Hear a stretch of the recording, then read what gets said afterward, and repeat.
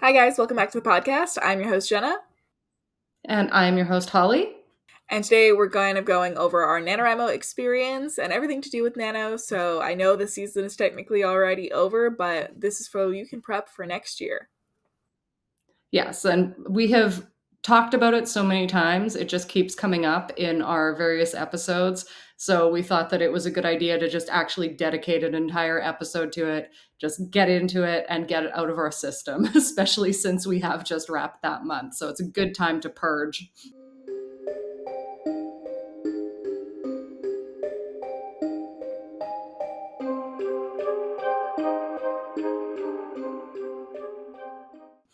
Yeah, I definitely think so. And kind of as well, I don't know if you've heard about this yet, but we have to, of course, when we're talking about Nano now, preface with the whole drama that happened with the forms. If you're, do you know, Holly? So I should know because I'm an ML and I get all the like ML emails and stuff, but I didn't get into it too much because I was so busy writing and for half of the month I was traveling and it sort of came up and I was like, I don't know if I should even dig into this. I see something's happening. There are three of us MLs in Montreal and our main one, Scarlett, she basically just came into our group chat and was like, we need to do a vote on if we need to keep our forum going or not. And that's pretty much all I got involved with. So if you want to illuminate that. Yeah, so I didn't dig into it too much either. So if I'm wrong about something, someone please clarify it for me. But from my understanding, it was that there was some main moderator in the forums who was using the forums to solicit children onto 18 plus sites and Oh, no. was doing all that kind of bad stuff. And NaNoWriMo basically did a little slap on the wrist, no, and then still had him as part of the forums and hadn't done anything. And it got so bad that apparently people actually took his information to the FBI to try and get something done. Oh Um, my God. and so it was a big blowed up thing. And then NaNoWriMo finally removed him, thankfully. But that's the basis of the information that I know. So from my perspective, I found that out and it was very awkward to continue doing Nano. Like I even stopped my NaNoWriMo vlog because I was like, this is weird. I'm not even writing that much to begin with. And I don't like how they handled that situation. So Interesting. that was the drama. Okay, because yeah, a lot of the stuff I saw, they were basically saying they couldn't be specific because it was part of like an open case. And a strange thing is, well, I know sort of two elements that could play into this one specifically. Like, first of all, my experience with the people who've run the site, they've always been like very, very kind, very welcoming, and very focused on doing the right thing and like welcoming people in and always going into different communities to get feedback. You know, if they're talking about, for example, there's an accessibility thing that you can check when you're running events, and they checked in with like all the whole like various communities of disabled people to make sure that their wording was perfect. So it's just strange that a community like that, who is so focused on being that way, would let something like this go. And it makes me wonder a bit because I also, one of my other jobs that I had was working with an adult website, and one thing that I learned when I was working there is that if something with children comes up and you like are witness to that, even if it's unintentional, you can still be you can still be charged, Yeah. which is kind of crazy. I think it's kind of a terrible thing because it stops people from being able to report it when they see it. Because basically, if you see something unsavory to do with children on the internet and you report it, then they're like, that's on your computer and they're going to look into you. So therefore, people who might be whistleblowers can't be whistleblowers, which when I found that out, I was just enraged. So I do wonder if maybe there was something to do with that, just to give the community a bit of benefit in that area, not knowing obviously all the details. Yeah, it might have had something to do with that. I again didn't fully look into it, but from my Mhm. understanding of it was basically they initially didn't have a good reaction to what they were doing and they still had Yeah. the guy on the forum. They hadn't kicked him off yet, whether that was an oversight Yeah. issue or for some other type of reason. Mhm. And then after that they finally said, okay, now there's an investigation. Now he's officially off kind of thing, but it kind of came way too late and still allowed for like 2 weeks of him being a moderator that he shouldn't have been. But at the very least, now we know he's not part of the forums, and I'm not sure if it still is right now, but I know they shut down the forums at least temporarily, for that Yeah. exact reason, to put more safety measures in place, which I felt like was a good thing. But it still gave Yeah. me like a kind of like, I don't think now's the time. I'm busy anyways. Like, let me put the stuff to the side for the goals Yeah. that I had for that month, and I kind of just pivoted away to a different project, which we'll talk more about later on. Yeah, it definitely leaves a bit of a, bad taste in the mouth, I would say. And I think one of the problems is, like, when we talk about oversight, I know there's been a huge loss with volunteers in the community. Like, they've had to stop things like they used to do. They used to do Twitter sprints, and they haven't been able to do that because of lack of volunteers. But at the same time, it's like, okay, you have a lack of volunteers, but you should be focusing the people you do have on stuff like this, right? Yeah. Well, I think Yeah. too, Twitter's not really like the way it used to be for the writing community, so it doesn't really feel like it's a No. necessity either anymore. But yeah, I remember how Nano used to be too, and it kind of has had a like fallen to the wayside kind of thing, which is kind of sad. But I feel like a lot of the writing community has had the same thing happen. Unfortunately, like we lost Twitter. Not everybody wants to go to the same platforms, and then Hmm. we when we lose senses of community, things like Nano or they leave a bad taste in our mouth, then it's like, okay, well, where's our sense of community anymore? And it all just gets Yeah. fucked around with. Yeah, definitely. And it's too bad because there was this surge of people in 2020 with when the pandemic hit and stuff, people getting into writing, people building their YouTube channels. Like, when I was interviewing our authors with the Stygian collection, most of them said they got into YouTube and AuthorTube in 2020. But at the same time, I think while there was that brief surge, then a lot of people had career issues in that. So people who would be more community leaders and focused, they had like an extremely stressful time and a lot of trouble coming back from it. So I guess we're still really in a rebuilding phase where writing communities are concerned. Yeah, I definitely agree. And, from personal experience as well, I spent the majority of the pandemic being incredibly depressed. And, I've gone into depth on the whole of, not the whole of it, but the majority of the reasons behind that. So my specific case was very much so I finally had the time and the money to dedicate to YouTube. But because of the depression and the living situation I was in, I was not able to actually do something I was passionate about. So I don't think I basically Mhm. wrote at all in 2020. I didn't make basically any YouTube videos in 2020. Hmm. And so it was kind of just like a downward spiral from there, and it's been a picking myself up from there, which is why I'm always like, I'm in a much better work, living, etc. mental health environment. I could go for another lockdown. Like I could be fine just, like chilling at home for a little bit, not being out there catching diseases and things. But unfortunately they're not gonna let us do that again. Yeah.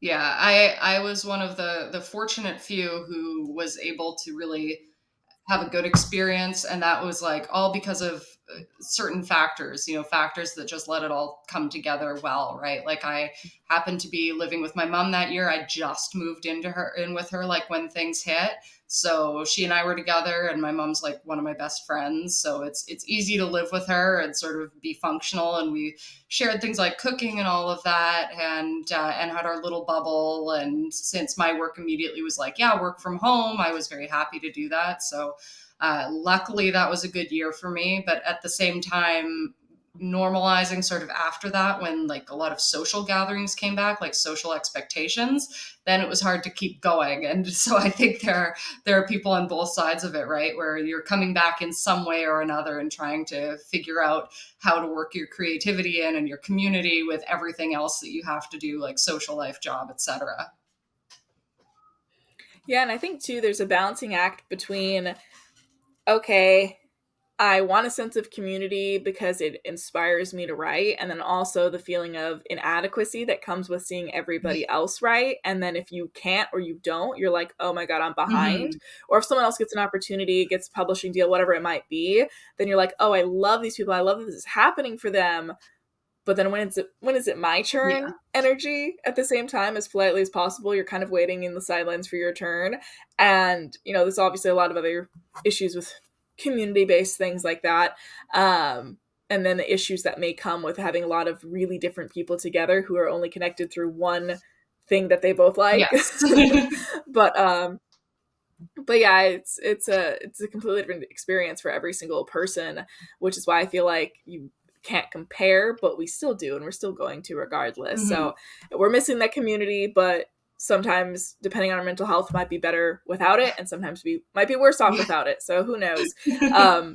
So all that to say, to revolve back around to NaNoWriMo, we might be better off without it, or we might be better with it. Yeah. Who knows? Oh, I guess just to sort of start by saying what it is, I mean, I assume most people who are going to be listening to us are going to know what NaNoWriMo is, but I'm just going to give the little spiel quickly for anyone who doesn't know, anyone who's new, anyone who's just coming to this. NaNoWriMo is short for National Novel Writing Month, and it takes place in November. So for those 30 days, the goal is to write 50,000 words and also complete the first draft of a new manuscript.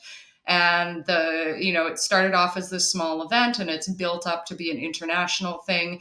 And it's quite big now, which when communities get bigger, that is when you tend to have problems crop up, like the one we discussed earlier.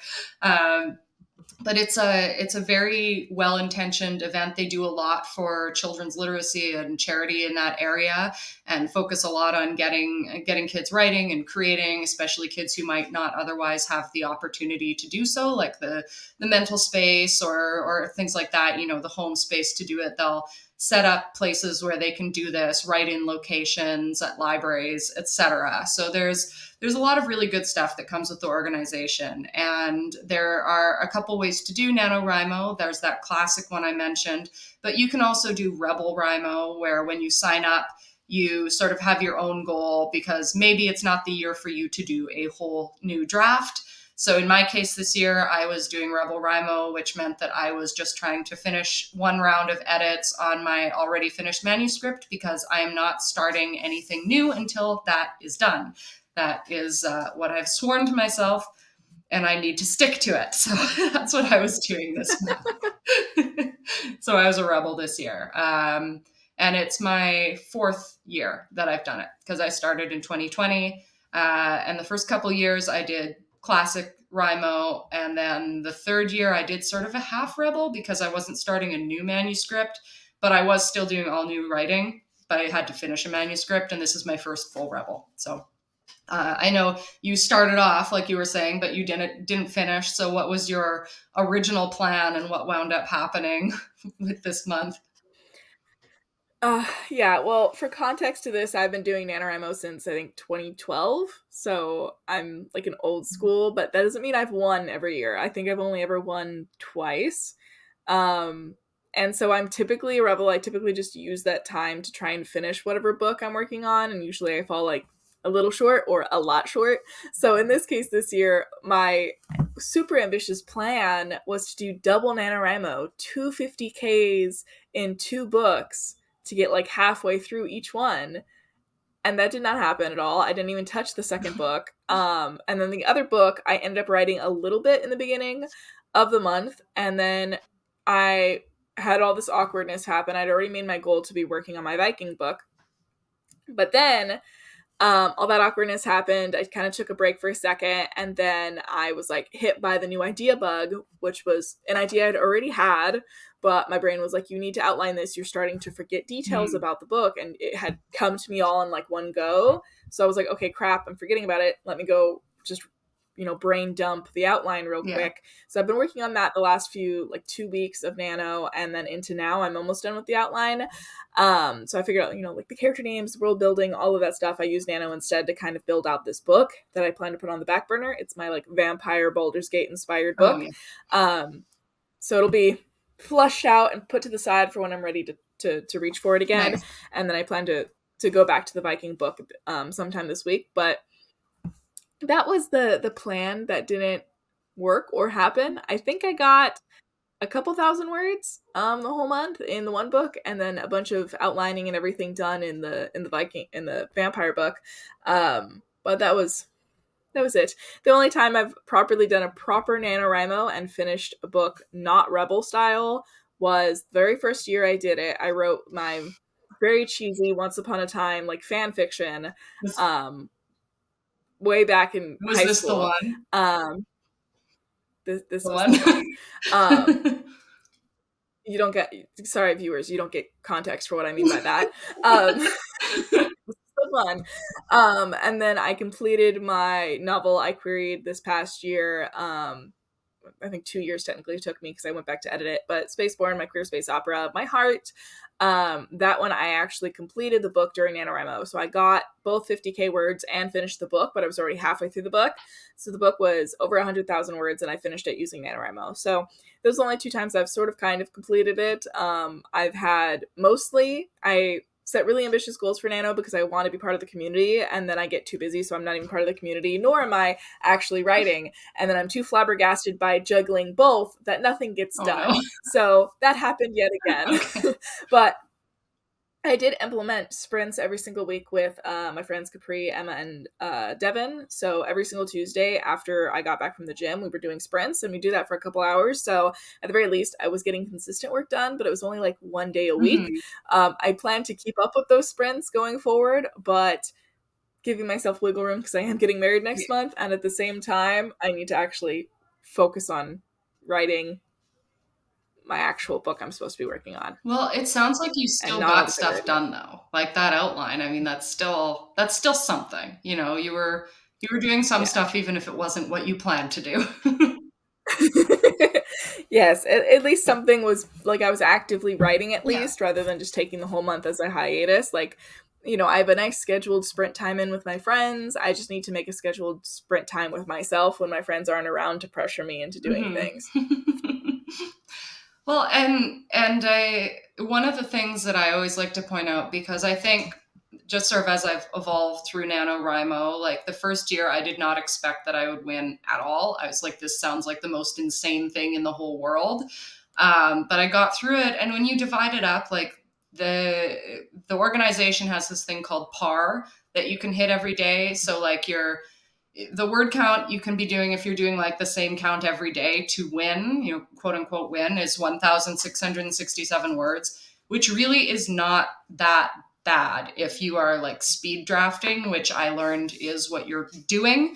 Like what works best anyway, if you want to complete that goal, that 50K. So if you're speed drafting and you're just blasting through it and you're not like worrying too much about the quality and just going, no, I'm going to edit that later, and you're aiming for that word count a day, like some days you're going to have bigger days to make it easier on other days. And it is actually like, it's easier than I thought. I don't want to say it's easy because it's definitely not for everyone. But for me, like I found it was easier, and the next year was really manageable.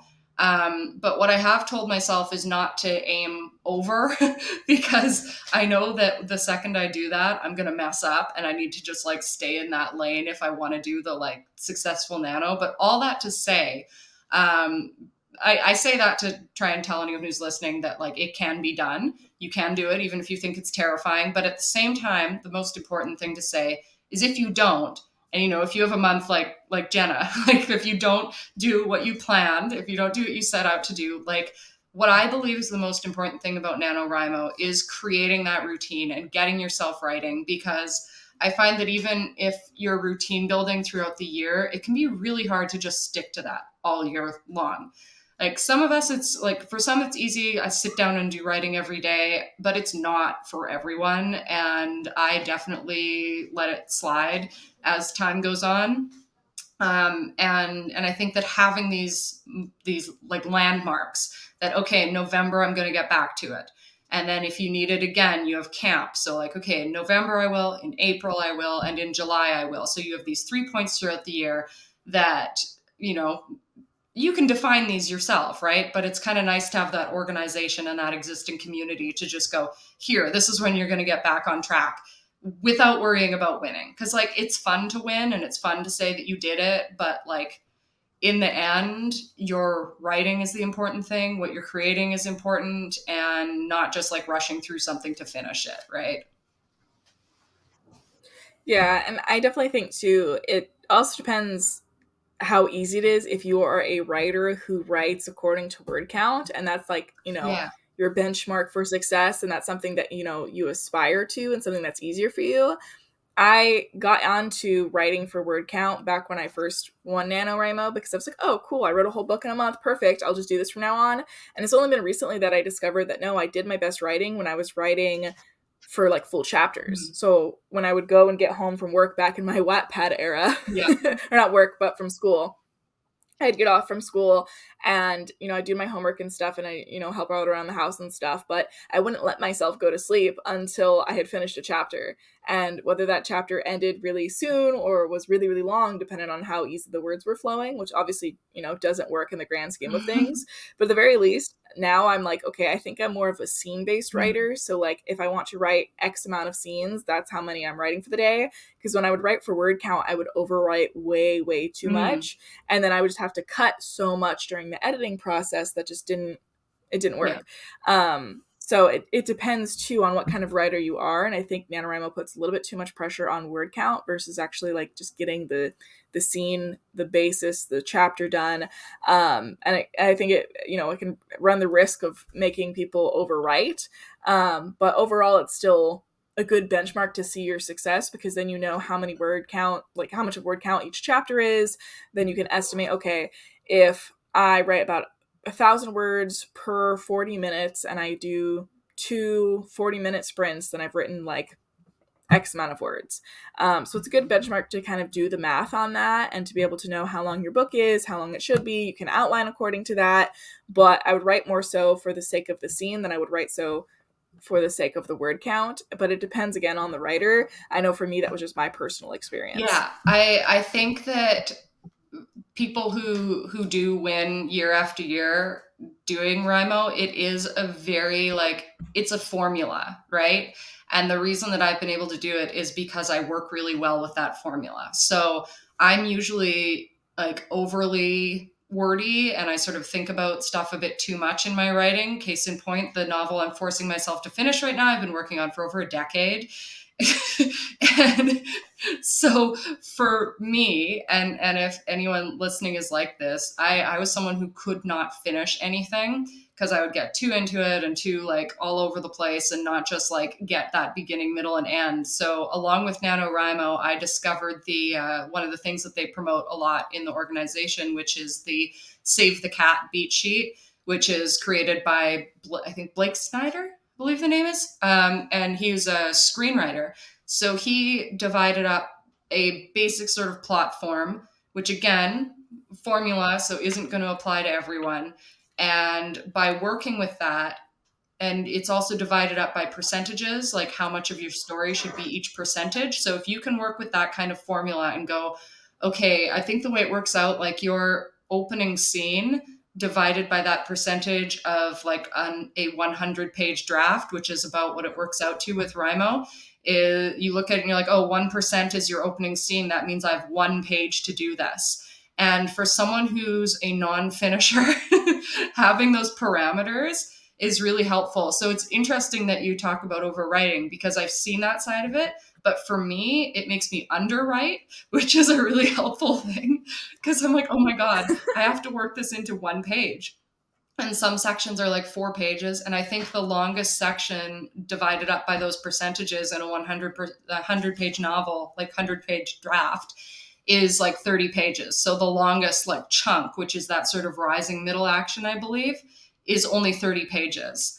But yeah, like I don't think that that does work for everyone, for everyone's style of writing. And for me, even like it's not going to work on every book I want to write. But when I have these sort of classic sort of like adventure stories, things like that, it does apply fairly well to it. Um, so it's very specific. I think the things that will work within that, it's quite specific. And I was talking with some of our writers at our rap event in Montreal here, and one of them was saying, she's like, I just find myself writing so much stuff I don't have to write during NaNoWriMo, and that I feel like you don't want to be doing because I don't want to waste words, and that's why it works. If you're an overwriter, it works to make you write less and be more concise. But if you're not, if you're already concise and you're good with that, like maybe it's not best to aim for that kind of word count because you're already doing the thing. Yeah, I definitely think so. And it's so funny that you mentioned Save the Cat, because I actually also recently noticed that doing a beat sheet method like that just doesn't work for my Mhm. outlining. I end up trying to force a story into a system that it wasn't meant to be Yeah. in. And it's really great, I feel like, for writers who either follow something really formulaic or something, or like writers who are really, really new. Mhm. So I think it's a great, great resource. But at the same time, since I've been writing for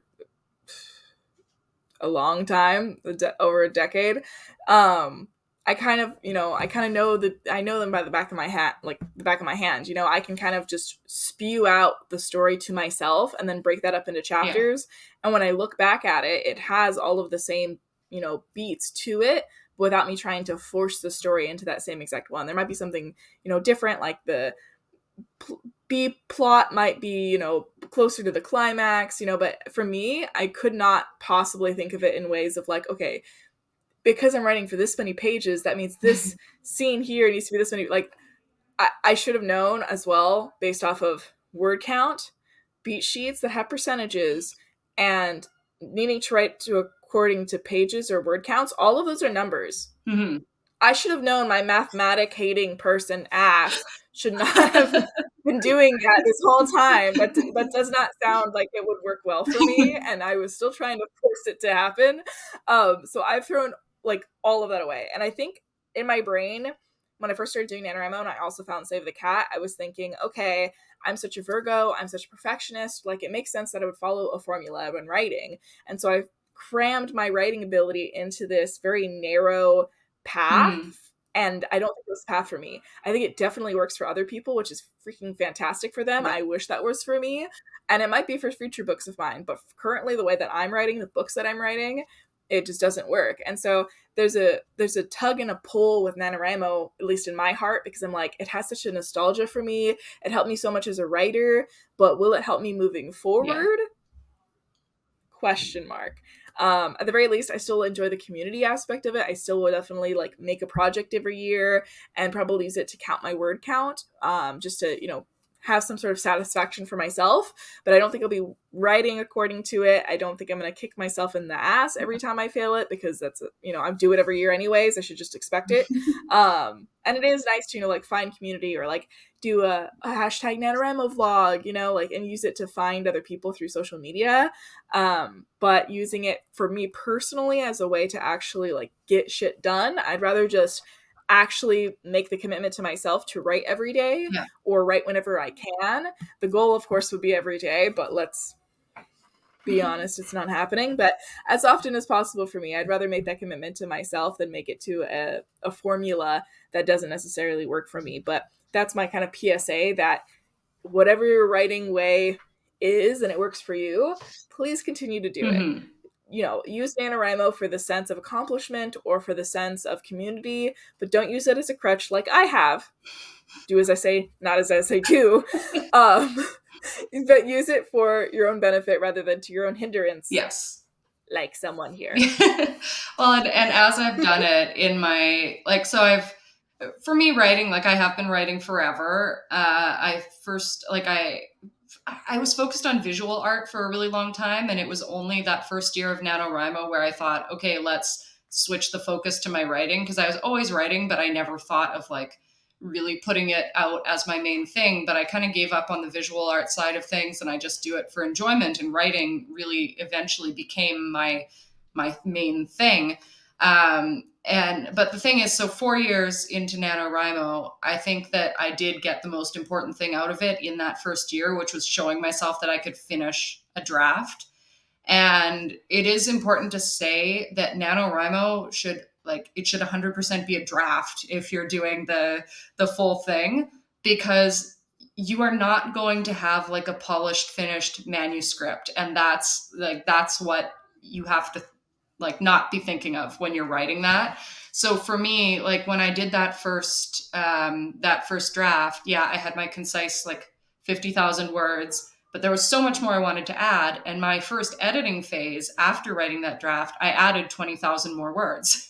So like those parts that I would just go, okay, well, I'm drafting, so I need to fit it in this space, and just do like nods to certain things. It was almost like it's extended outlining, where it's like putting all the basic things in and then going back in and adding the art of it and the things I wanted to have like fun writing and finding the scenes that needed more, adding new scenes. So it's really your first stepping stone, I think. And if anyone's going to just do that, 50,000 words, that draft, like, and think that that's your finished draft, please don't think that, because it shouldn't be. Yes, I will scream this to the rooftops. Do not go and self-publish your first draft of your NaNoWriMo project. Do not, be that person. Please know that also most books are not going to be a perfect 50,000 words No. published, even if you go like a little bit over to win Nano and just to finish it. Most books do not land even in that range of 50,000 words unless you're maybe writing like a middle grade. Mm-hmm. For the most part, you're going to go way over that amount. And this is just basically something to get you writing the bare bones down or to get you like halfway through your novel. It's not really to finish your novel. Of course, if your novel perfectly fits into that in its first draft because you're an underwriter or because you made it that way to finish Nano, then like peace be upon you, but not for most of us. Yeah. Not for most of us. No, definitely not me. My one that I'm editing right now, I don't know the word count. I know it's at 250, like 8.5 by 11 pages. That's what I know right now from what I'm editing. So it's definitely like, I know it's over 100,000 words, and I'm going to get it down a bit, but it's still going to be like well over 50K for sure. Writing those fantasy epics. My first NaNoWriMo I won the book was 50,000 words. I think its sequel, I only ever got it to like 35K or something like that. I don't think I ever even finished that sequel. But for every other book I've written since, every book I've completed has been way over 100,000 words. My space opera originally was almost 200,000 words. Yeah, no, don't do that either. That's way too long. That is actually 2 books and not one.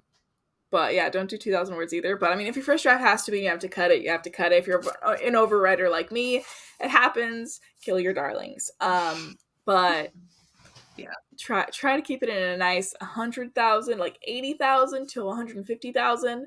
I feel like you can maneuver that story around. As soon as you get over that, you're screwing yourself. Yeah. I find that my editing process, especially with a nano draft, it's like starts little, the next edit makes it big, and then I have to edit it down again. So it's like a fluctuating edit that happens. And that's what I'm doing with Sintera too, which my long one I'm writing right now. So I was taking notes all through November, and I called it I said that what I was doing all month was just berating myself. So I was going through the thing like it wasn't mine. I had let it rest for a year at this point. So I was just going through it and writing notes like, what are you talking about? What are you doing? What the hell? Did you remember what you just said there? What is this? Why are they saying this? That was all I was doing through the whole thing.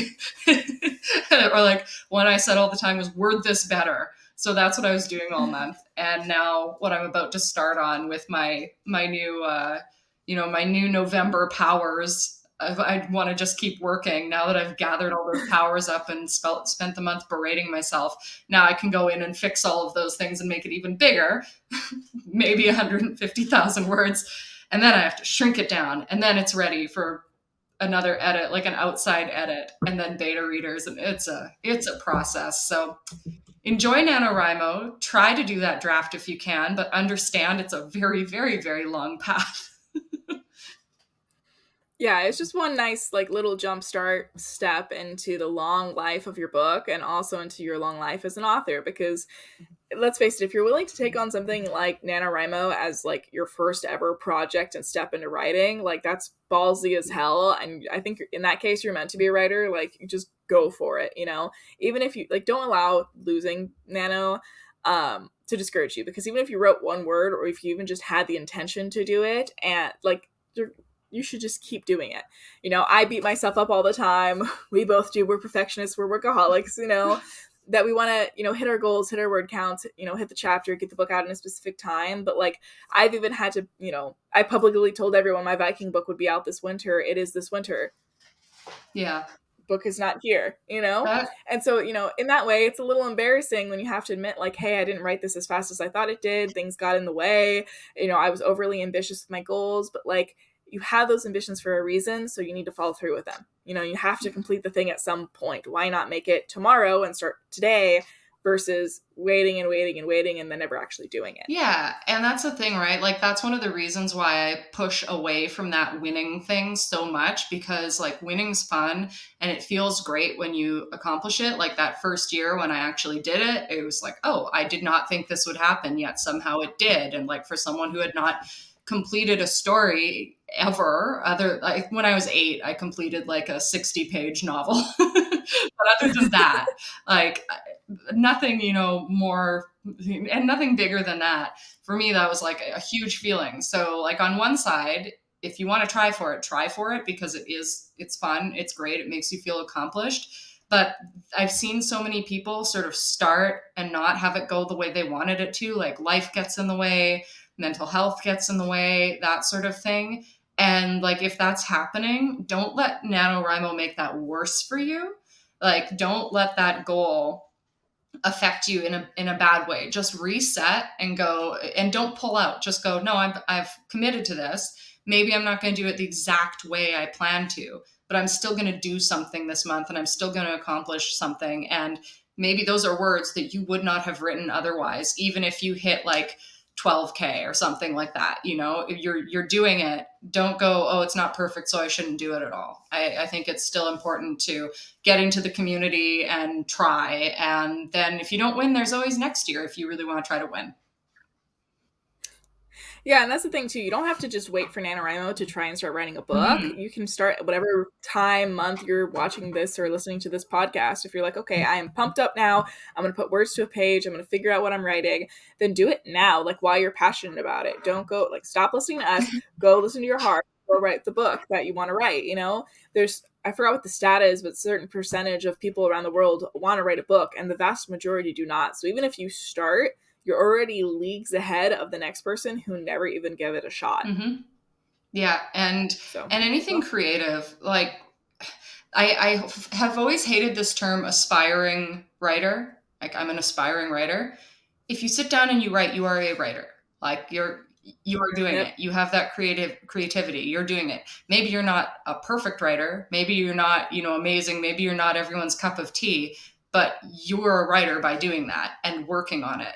Professional, like maybe not. Sure, you can say I'm an aspiring professional writer, but don't take away that, that label of saying you're a writer, because if you're doing it, you are. And that's already like a big and brave step, because it is really hard to put your creative stuff out into the world.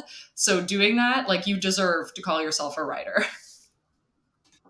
Definitely. And I think too, if anything creative is so personal and so scary that I feel like that's the reason no one ever tries. It's, why so many people, they have a fear of like singing or getting on stage or like, all of these different very creative, pursuits that all have to do with your own emotions. Like you literally like bleed onto the page, so showing that part of yourself can be really daunting for so many people. But you have to remember too, when you're just getting started, no one has to read it except for you. Yeah.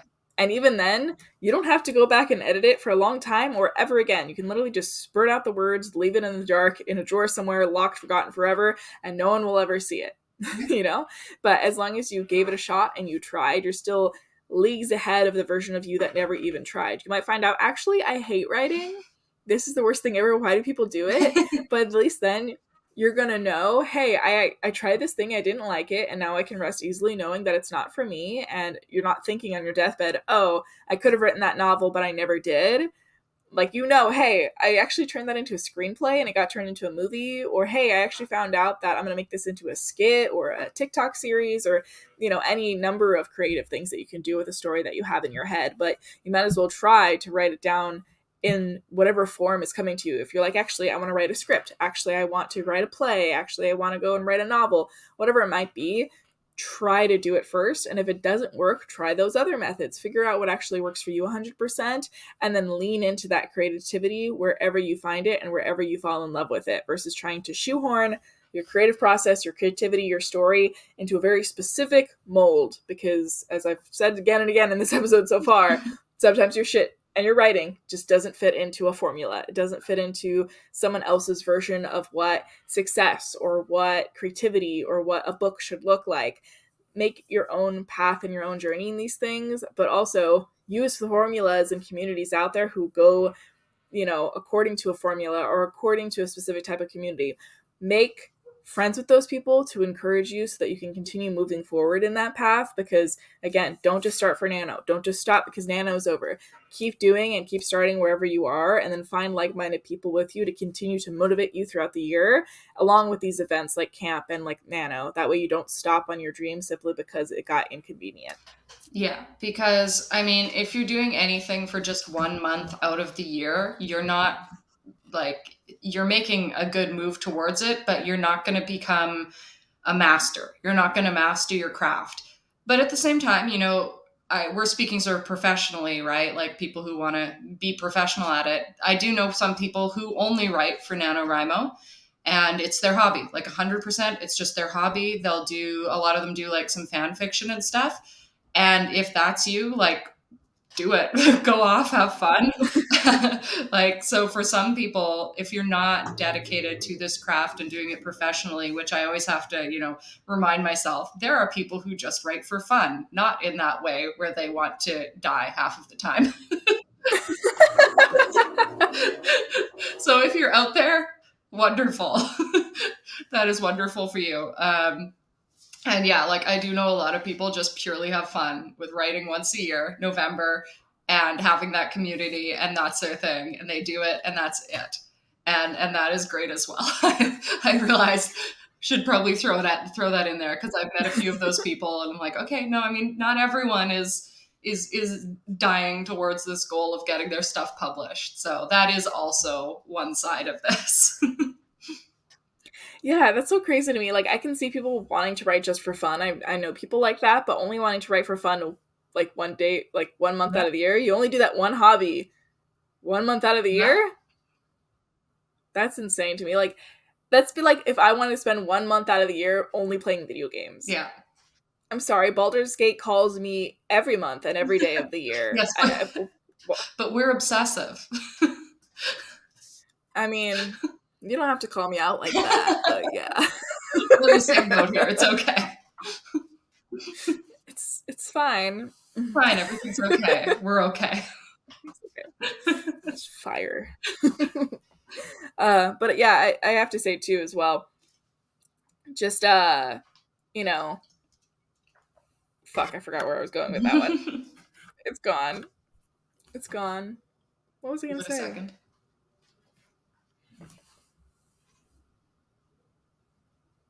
It's gone. Next. So I guess as we head a little bit towards the end of this episode, I feel like we've already given tips, but are there any other sort of tips you would give to people who are entering into NaNoWriMo for the first time? Maybe, well, not this year, but gearing up towards it next year, or gearing up towards camp in April. Or if you're going to be a super duper rebel and start it right this second. Yes. Because you can do it on your own. You don't have to go and listen to the website. You can start it literally today, tomorrow, whenever you have time. You can do your own version of it, and you can still actually make a project whenever you want, set a deadline custom on the website, and then record your word count. That is true. You're not going to get the community aspect, but you can still find people on social media who are writing in general to, lift you up in that time. But number one thing is something that I keep kicking myself about, which is consistency. It is much easier to write 1,666, words a day than it is to have to catch up and do a 10K day, because that will kill you.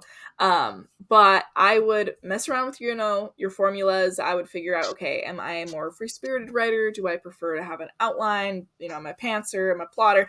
Whatever, your titles and your formulas might be that make your writing personal to you. Figure those out by experimenting and playing around. And once you have that, set your project on the NaNoWriMo website, keep track of it. That way, you're keeping track of, okay, I wrote this chapter, I have this many chapters left, that's about this many words, I want to finish it by this deadline, and then stay consistent with however many words or however many scenes, chapters, etc. you want to write on specific days.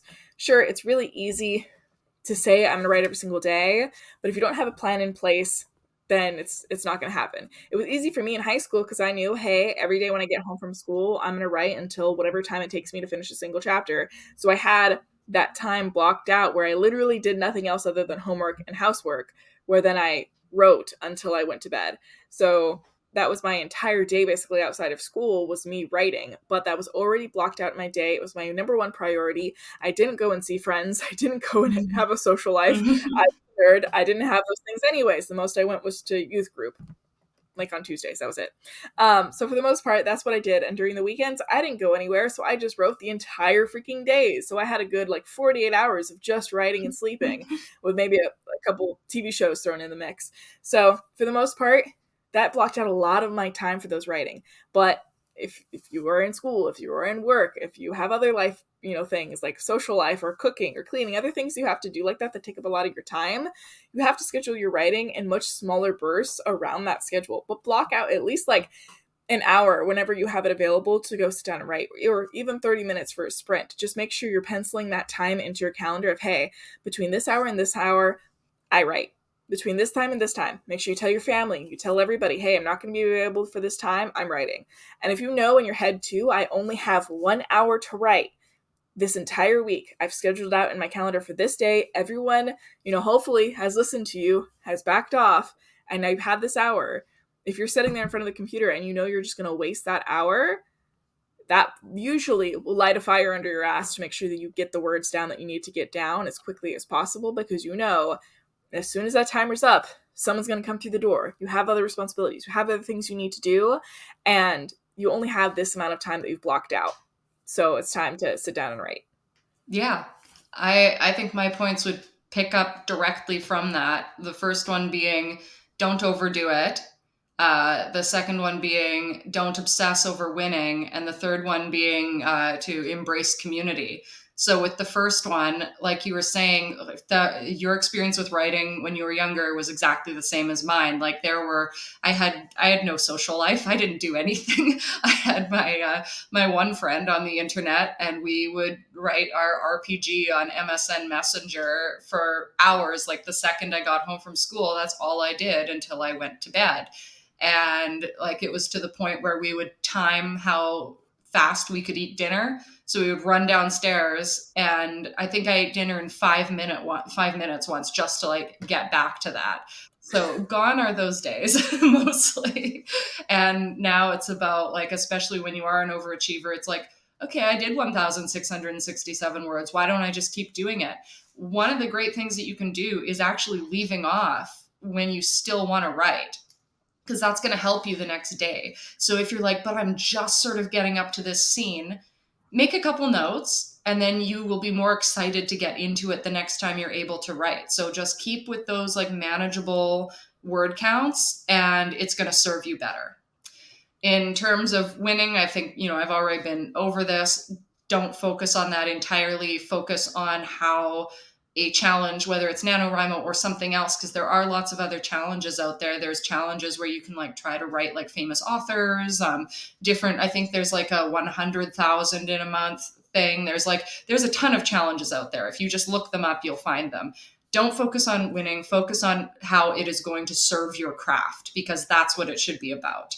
And finally, since writing is a really solitary thing, it can be scary to get into the community of it. But like you were saying, Jenna, like you don't actually have to share what you're writing. You can share vague ideas. You can say, oh, I'm working on this scene that's really dark and I just can't get into the right mindset for it. Does anyone have a playlist to help me? Stuff like that. And the thing is, communities of writers, we're all writers. So you already have something in common. You're likely already connecting with people who are similar to you with like how introverted they are and how afraid they are to have that community and talk about their work. So you're all starting off in the same boat. Some of us might be a bit further along. Like for me, I'm very good at interacting in a writing community, and I've gotten really good at sharing my work, but that's not going to be you right away, if ever, and that is fine. But at the same time, just try. try the community element, because it can be really good for accountability, and it can be really fun to have those people around you. And best of all, if you are wanting to publish and you need beta readers and feedback, when you are ready for that point, you will have that community built in already. So you don't have to like pay for beta readers or, hunt down people who don't know your work that well. You'll already have people who sort of understand what you're aiming for and can look and help you out in that element. So there are very positive points to community, even if you are antisocial, like many of us are. Yeah, and I mean that's the good point about the writing community too, is that, not only do you have something in common in the form of what you're writing, but what social platform you're going on. Like if you're on Twitter, then you know that most of the people there most likely aren't that big of fans of, showing their face, or might not be on TikTok. If you're on TikTok, then they most likely are, comfortable in front of the camera. They, have a little bit more potentially of an extroverted personality. If they're on Instagram, they might like photos. You can also find in their social media through like the things that they follow and they share and the photos that they post, other things that you might have in common with them. So you can start other conversations and build genuine friendships, because you're like, hey, I saw in your Instagram post or in your story that you actually have this video game that I really like that you were playing. I love that game too. What do you think about the storyline in this love interest in the game? You can start other conversations around things that you have in common, because a lot of writers end up liking a lot of the same things. Like majority of my Instagram now is Baldur's Gate, because it was a bunch of authors and now all of them are playing Baldur's Gate. So the author creator pipeline to video games is very short, and I am loving both of them.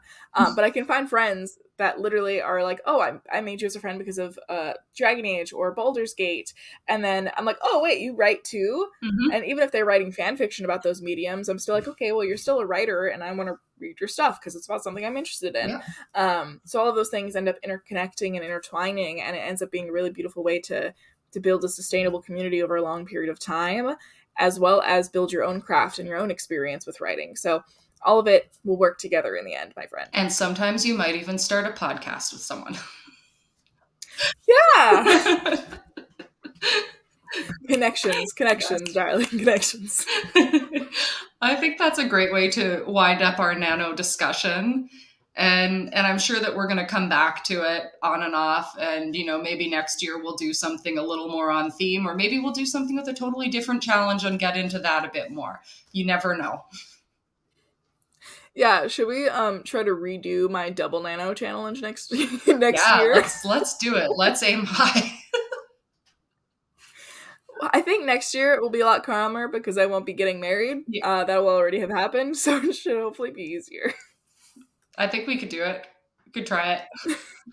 I'll sit here and I'll crack the whip. Oh my goodness. Hopefully I will be starting on something new next year. That's the plan, but we'll see. I have to work very hard before that point, but my plan is to be drafting something new next year. Fingers crossed. Yes, my hope is obviously to finish my Viking book early in the year. That way I can work on my East-West whip and my Vampire whip. Next year, I would love to try and get both of those mostly done before NaNoWriMo, and then use Nano to maybe finish both of them as the double Nano again. Because I'd love to actually try that when I'm not this busy. Yeah, I mean, it's been a busy year. It's been a very busy year. Yeah, definitely. Yeah. Well, on that note, I think, anyone who's watching, anyone who's listening, let us know how your NaNoWriMo went. If you didn't do it, let us know why. And if you're considering it for the future, let us know your thoughts. Let us know your thoughts on the writing community drama. Come to the Writing Craft for literary education. Stay for the tea. And I think that's pretty much it. I need that one on a t-shirt, actually. Yeah, what do we have like 3 now? Should be writing them down. I know Gucky Fairy, that one. And there was another one. We'll go back and we're going to go back. We'll have merch. We're going to go back. But also, let us know too. Do you feel like you're a formula writer, or are you not a formula writer? Because I'm really interested in this kind of discussion, and I definitely think we can get more into it. But I have not properly brought this question up to the writing community yet, so I'd love to know your take. Yeah, definitely. It's always interesting to see how different people come at their literary projects. I'm always interested in that. Definitely. Well, thank you guys so much for watching, and we'll see you in the next one. Thank you. Bye.